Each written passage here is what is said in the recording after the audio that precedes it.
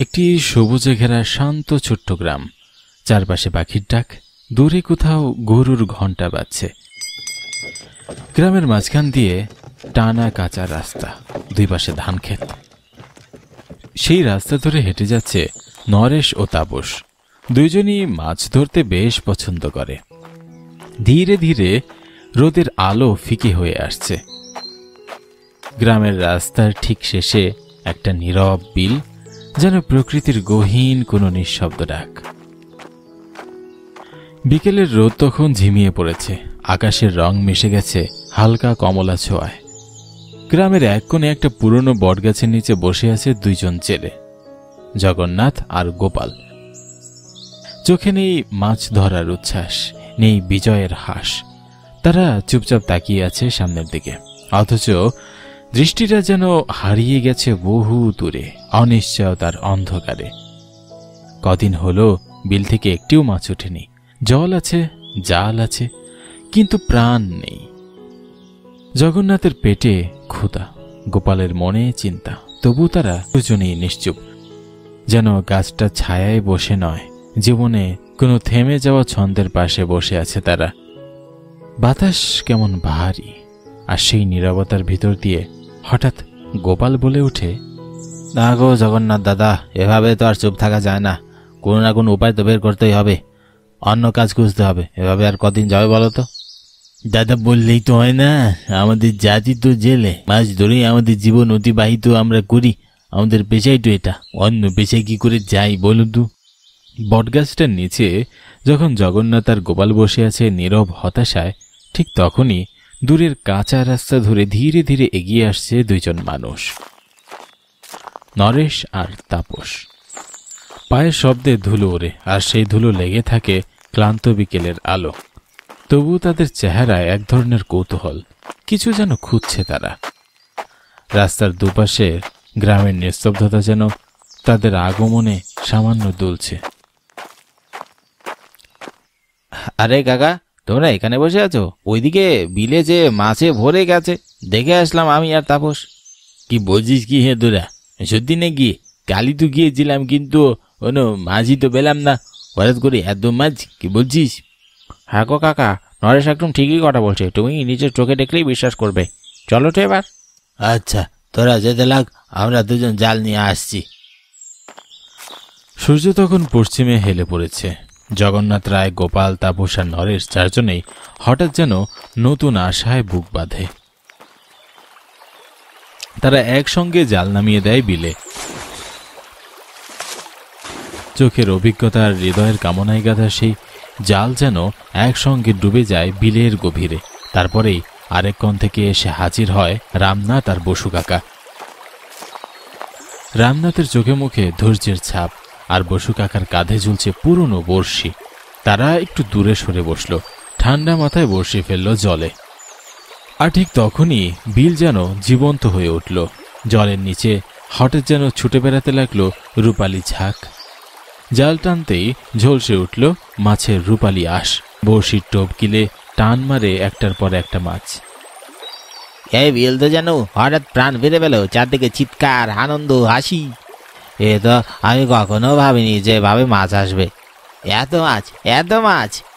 তাপস আর নরেশ কাঁধে কাঁধ মিলিয়ে জাল তুলছে। নতুন করে প্রাণ ভরে যেন প্রকৃতি নিজের হাত বাড়িয়ে বলছে, নাও, আজ তোমাদেরই দিন।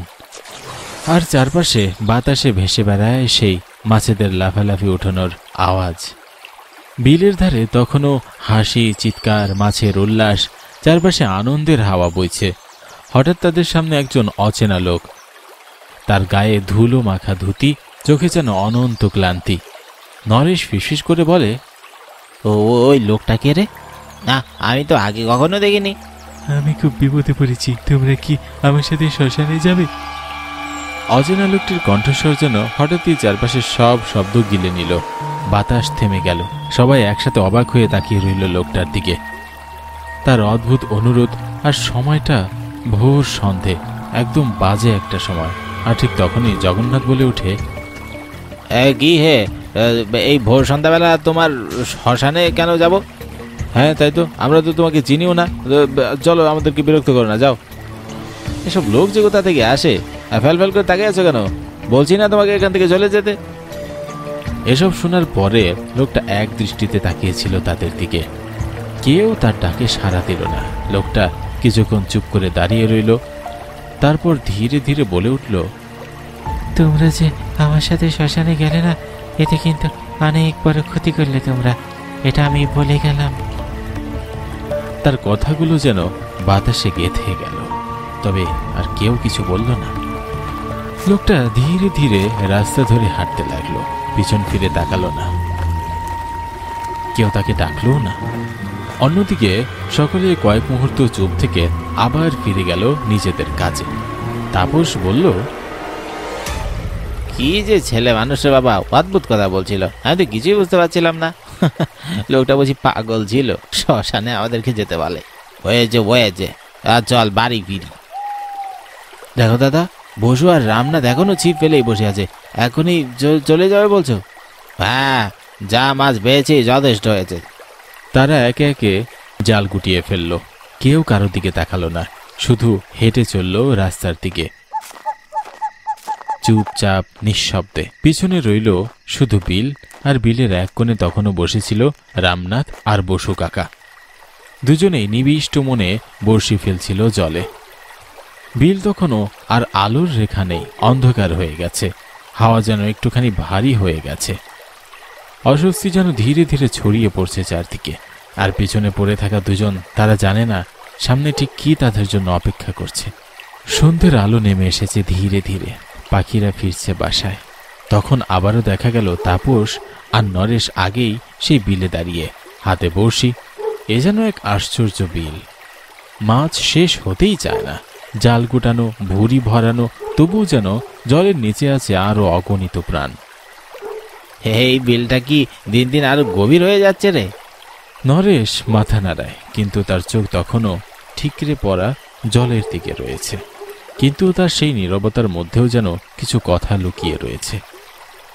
গতকাল সেই অচেনা লোকটার কথাগুলো, তাদের অপেক্ষা করা আর সেই হুঁশিয়ারি কিছু একটার ইঙ্গিত দিচ্ছে। আর তখনই এক ঝটকায় সব কিছু পাল্টে গেল। হঠাৎ জল নিস্তব্ধ হয়ে গেল, পানির ঢেউ থেমে গেল, বাতাস থেমে গেল। আর সেই স্তব্ধতার মধ্যে হঠাৎ ভেসে উঠল একটা লাশ। তাদের চোখের সামনে সেই অচেনা লোকটির দেহ।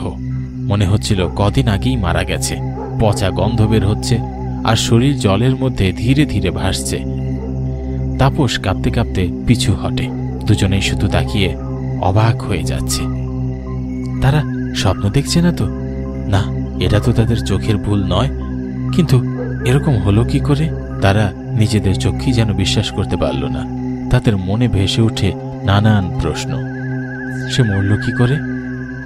আরে তাপস, এই যে দেখছি সেই লোকটি। তাপস তখনও হা করে তাকিয়ে আছে, কিছু একটা বলবে কিন্তু বলতে পারছে না।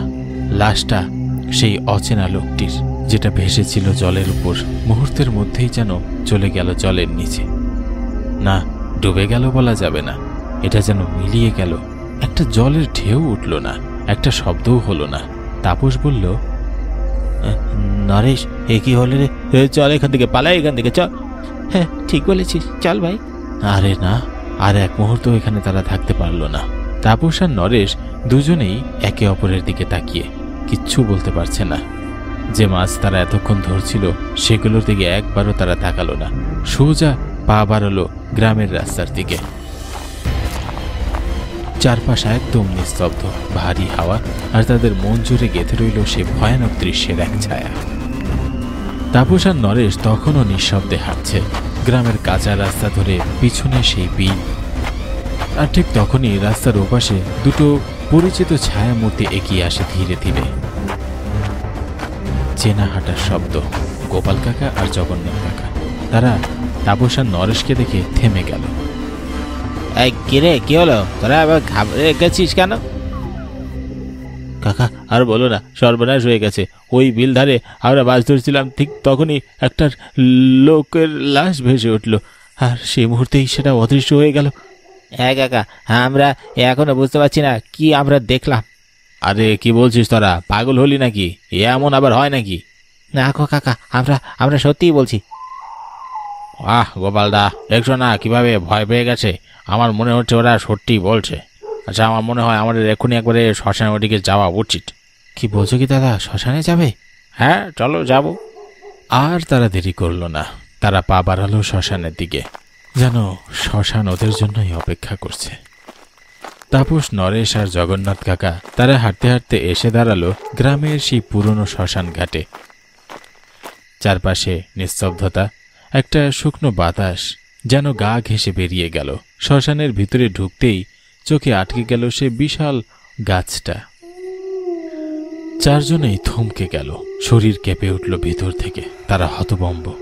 তাপস আর নরেশ চোখ কচলাতে লাগল, ঠিক যেন তারা কিছু দেখতে চাইছে।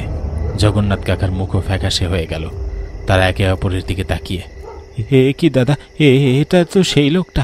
আরে আমরা তো একটু আগেই এই বিলের জলে ভেসে থাকতে দেখলাম। কি হচ্ছে? যা হচ্ছে হোক, লাহার আগে আমাদের সংসার করতে হবে। এখানে দাঁড়িয়ে না থেকে চলো কার শেষ কার্য করি। কি বলছো কি দাদা? আমার এটাই ঠিক মনে হচ্ছে, চলো এই কাজটাই করি। তারা সকলেই নির্বাক, স্তব্ধ, চোখে যেন ভয় আর এক গভীর বিষাদ। চিতা জ্বলে উঠল, আলো ছড়াতে লাগলো সেই অন্ধকার শ্মশানের বুক জুড়ে। আর তার আলোয় যেন ঝলসে উঠল বহু অজানা প্রশ্ন। চিতা তখন দাও দাও করে জ্বলছে। আগুনের লেলিহান শিখায় ধীরে ধীরে গিলে নিচ্ছে সেই অচেনা লোকটার দেহ। তাপস, নরেশ, গোপাল কাকা আর জগন্নাথ কাকা নির্বাক হয়ে দাঁড়িয়ে আছে, শেষ দেখছে। কিন্তু ঠিক তখনই হাওয়া যেন আচমকাই থেমে গেল চিতার সামনে। এসে দাঁড়ালো সেই লোকটাই, একেবারে সেই একই রূপে। নরেশের মুখ শুকিয়ে যায়।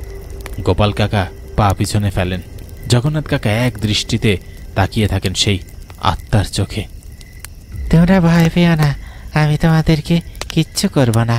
সেদিন আমি এসেছিলাম তোমাদের শ্মশানে নিয়ে যাওয়ার জন্যে, কিন্তু তোমরা সেদিন আমার কথায় রাজিই হলে না।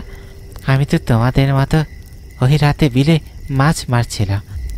হঠাৎ কজন লোক এসে আমাকে ওখানে মারে, এই শ্মশানে ফেলে দিয়ে যায়। তারপর তাদের সবার মুখে ছিল কাপড় দিয়ে বাঁধা। আমি কাউকে চিনতে পারিনি। তারা কেন আমাকে মারলো জানি না। পরে আমার লাশের শেষ কাজ না করে ওরা চলে যায় এই শ্মশানে। আর বিলের জলে মুক্তির আশায় আমার ছটফট করতে লাগে আমার আত্মা। তার এই কথাগুলো শুনে সকলেই নিঃশব্দে দাঁড়িয়ে রইল। গভীর হতাশা আর অপরাধ বোধ কাজ করলো সবার মধ্যে। আমরা খুব কষ্ট পেলাম তোমার কথা শুনে, আর সেদিনের জন্য আমরা খুব দুঃখিত। আমাদের আসা উচিত ছিল, কিন্তু আমরা আসতে পারিনি। আমি তোমাদের মাফ করে দিয়েছি। আজ তোমরা আমার শেষ সংস্কার করো, তাতেই আমি মুক্ত হয়ে যাব। তার কণ্ঠ থেমে গেল। কেউ কোনো শব্দ করল না, শুধু অবলক দৃষ্টিতে তাকিয়ে রইল সেই দিগন্তের দিকে যেখানে এক আত্মা পেয়েছে তার মুক্তি। শেষে জগন্নাথ বলে ওঠে, অবশেষে মুক্তি পেয়ে গেল তার আত্মাটা।